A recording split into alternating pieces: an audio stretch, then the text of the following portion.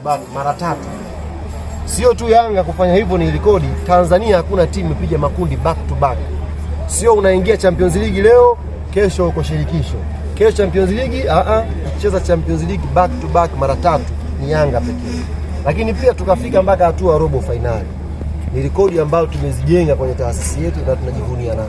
Lakini kwenye ligi pia tuna rekodi mbalimbali. Kwa mfano tuna rekodi ya unbeaten 49 tuliweka, ambayo hamna timu imefanya hivyo.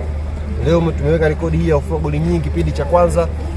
The more timu inakuwa bora, uongozi unakuwa makini, uongozi unakuwa bora, kila kitu kinakaa kwenye mstari. Kwa hiyo mimi naamini, maana nikawaambia msijisumbue kuandika rekodi za Yanga sasa hivi. Bado yako mengi mazuri hamjayaona, na inshallah tunapozidi kucheza mtaendelea kuyaona na kuenjoy. Uliza swali lako. Nimeona umezungumzia Kibudu.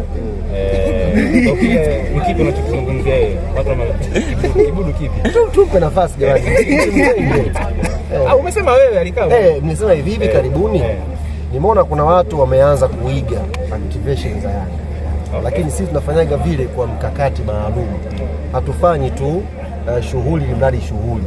Ndio maana hata kwenye familia yenu kuna shughuli zinafanywa baada ya matukio maalum, na kuna matukio yanatokea hamnaga hata shughuli. Umeelewa? Sasa sisi baada ya kuwa tunatambaza supu, wananchi wanaenjoy, na huwa tunazitoa tunapotafuta ubingwa. Katikati hapa nimeona kuna timu